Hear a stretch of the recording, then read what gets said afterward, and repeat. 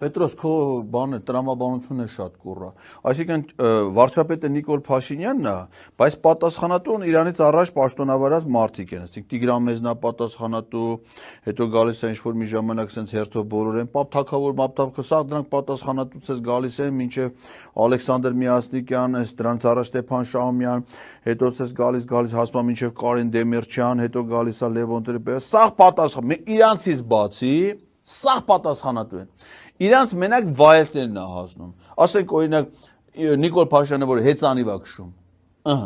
Քոչարյանը դրա հետ ի՞նչ կապ ունի, կապ չունի։ Բայց եթե պրոբլեմներ ալնում, ասենք մի հատ, այդ դրա պատասխանատուն Ռոբերտ Քոչարյանն է, Սերժը։ Իրանք են իշխանության ղեկին, բայց պատասխանատուն ուրիշներն են։ Իրանք բոլոր ժամանակների անպատասխանատուներն են։ Իսկ Սերժ Սարգսյանն ու Ռոբերտ Քոչարյանը բոլոր ժամանակների պատասխանատուն են։ Այն անցյալում էլ, օրինակ ասենք ժամանակի եսի մինչեր այլ է